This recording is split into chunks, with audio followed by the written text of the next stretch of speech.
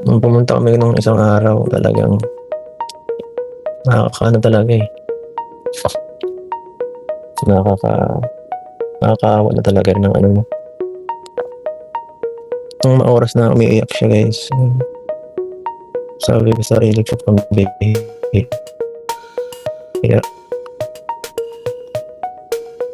gagawa ko ng paraan para mabawasan yung lahat ng nangyayari ito. Good morning, good evening mga kalingap. Ayan, welcome back to my channel. So dito na agad tayo sa ating topic. Ano po, legit nga daw po na pumunta si Kalingap Edu sa bahay, sa pamilya ni Dalaga. Ano po, para mag-usap, para magkaayos. At dahil dyan, problem solved. So, mayroong nagbigay ng pahayag at si Kalingap Edu din po ay mapapakinggan natin sa videong ito. So, unahin natin muna mga kalingap itong isang video. Sabi kasi ni Boy, piliin ang pagmamahal kaysa kaya pa daw, sabi ni Boy. Kaya pa daw. Kaya pa naman siguro yung pagiging ano, yun nga sabi, ang request. Eh, actually guys, nakausap talaga namin siya. Ito, nakausap namin. Pumunta siya doon sa bahay. Siya mismo yung pumunta doon sa bahay. Nagpahingi kami ng kapatawaran. Eh, sabi namin, kung ano yung dapat mong gawin, gawin mo. Hindi. Ang ano kasi, ang gusto kasi ng pamilya, may gusto kasi yung pamilya. So, pag hindi niya na siguro naibigay yon, kasi wala na eh. Kumbaga, chance niya talaga yun eh. Yun yung binibigay ng chance sa kanya. Pero, nasa kanya man yung kung anong desisyon niya guys. Di ba? Nasa kanya. Mayroon talaga guys, yung mga ano, yung mga list na sa lista. Sure goal yun. Habang na lang tayo, tama naman yung sinabi nila, move on. Then, habang na tayo sa mga magiging resulta. Kasi siya man ang, nasa kanya naman ang, ano, nasa kanya naman po kung anong desisyon niya. Kasi, guys, siya ang gagawa ng paraan. Kala ko, ano yan, Rensen? Natatakot siyang mawala ng sponsor. Di ko alam, may sa kanya man yun. Ako anong pipiliin niya? Sabi ko nga sa kanya, ikaw ang may hawak ng bitbit. Nasa iyo ang kaligtasan. Diba, nasa kanyang kaligtasan. Kasi kung, huwag mo sayangin, guys. Sabi ko nga sa kanya, huwag niyo sayang binigay na opportunity. So ayan mga kalingap, napakinggan niyo yung pahayag ni Redzane, ano? Nabanggit niya na pumunta nga daw po, totoo daw nga pong pumunta si Papa Eds sa pamilya ni Dalaga at nagkaayos nga daw po. Ano po? At hindi natin alam kung ang tinutukoy niya ay yung dating vlog. Kung ito ba ay yung sa part, kung di ako nagkakamali, part 97, yung last vlog ng Edsy. So, hindi natin sure kung yung ba yung tinutukoy niya o bago lamang. Ano kung o kung nung nakaraan lamang pumunta si Papa Eds para magkaayos. So, kung totoo nga po yun, masaya tayo dahil nangingibabaw ang pagmamahalan at masasabi nating problem solved. So, sa katunayan, kagabi nag-live si Papa Eds at talagang pinoprotektahan niya si Dalaga. Ano, tunay talagang mapagmahal si Papa Eds sa kabila ng lahat ng mga nangyayari. Ano po, eto nga at pakinggan natin ang pahayag ni Papa Eds. Abasa, pamilya nila ano eh. Hindi kira yan. Talagang saway ko na si Kuya Bal eh. Di ba? Talagang makakakapa. So, kaya Kuya Bal, ang bihira yan. Maghapon na kami nung mag-chat eh. Sinasabihan ko mo ng pambihira. Walang katapusan to. Pambihirang away na yun. Ilang buwan na ba? 3 buwan na yata nag-aaway. Natapos na ang gera sa ibang bansa. Meron pa rin. Wala na bagang peace of mind ang lahat. Walang peace of mind. Ganun din si ano. Yung pamilya nila. Nakakaano na rin. Nakakaawa baga po. Dapat tayo may magbigay kasi. Wala talaga nagbigay. Wala talagang mag-ano. Walang matatapos. Nung pumunta kami nung isang araw, talagang nakakaano talaga eh. Nakakaawa na talaga rin ng ano mo.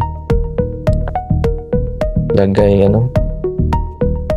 Siyempre, masakit yan sa akin. Ano po? Alam ko kung nasaktan din yung mga viewers ng Kalingap. Pero, dapat din naman kasi. Kaya wag po tayong ano. Wag po tayong palawakin natin ang isip natin.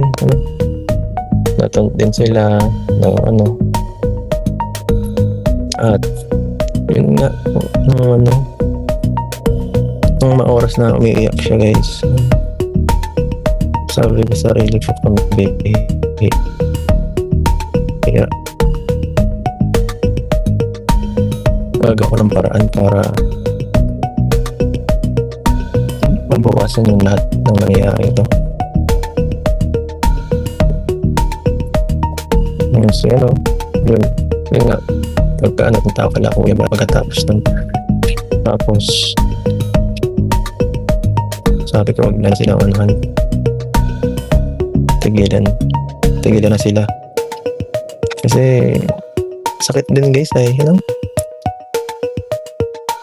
dalawang taon natin silang kasama. Tapos, normal lang sa magkaroon ng sama ng loob, pero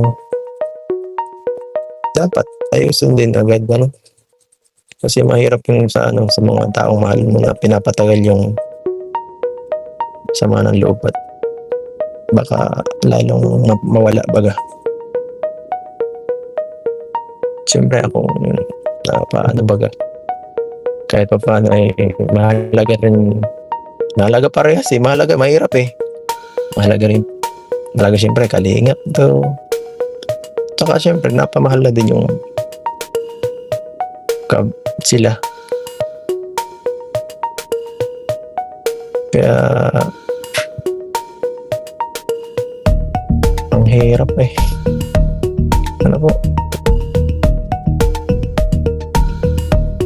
Hindi mo alam kung saan ka lulugar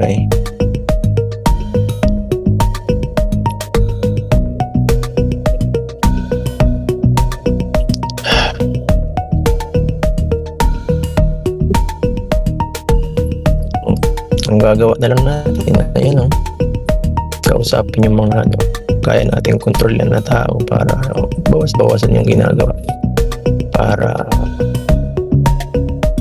di na makapinsala ng ng mga damdamin. Siyempre yun ang karaniwan tinatamaan dito ngayon yung feelings kapag nakakasakit tayo. Itong away na to, sobrang baga. Wala namang walang good side, pambihira yan. Manalo ka, matalo ka. May pinsala Para mabawasan yung pinsala, anong gawin mo? Huwag ka na lang umatake. Di ba po? Pinakamagandang gawin. Di ba po?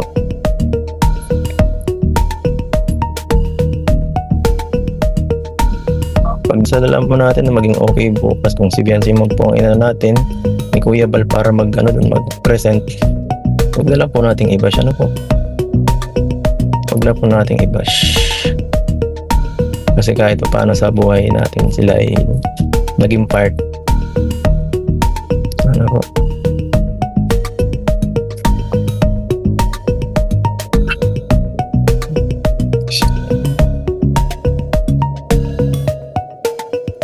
Sige po.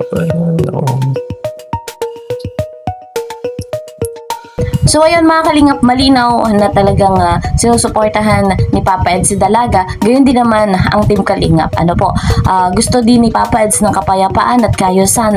Napakinggan nyo naman yung kanyang pahayag na gusto niyan matapos na ito. Gusto din ni Kalingap Rob na yung ganitong pagtatalo, yung ganitong usapin ay matapos na. Lalo nga at nandito sa social media, gusto nila na payapa na nagagawa yung pag-scout, yung kanilang ginagawang pag-vlog. So, sinubukan nga daw po ni Papa Eds na tawagan si Kuya Val dahil nga po si Kuya Val ngayon ay haharap sa Raffy Tulfo in action. So, gusto niya na itigil, lalo na at kung kasama doon ay yung pamilya ni Dalaga. So nag-aalala talaga si Papa Eds. Ayaw niya na maduktungan pa ng maduktungan at matagalan bago matapos. So, ang pagmamahal ni Papa Eds sa pamilya at ang pagmamahal ni Papa Ed sa Team Kalingap ay talagang nakikita natin ganyan talaga ang tunay na Kalingap Edu. Patuloy na iniisip ang kapayapaan, patuloy na iniisip ang kabutihan para sa isa't isa, nang sa ganun ay maayos ang pamumuhay, maayos ang patuloy na dito sa mundo ay maging payapa. Alam naman natin na talagang pagdating sa social media hindi natatapos ang issue.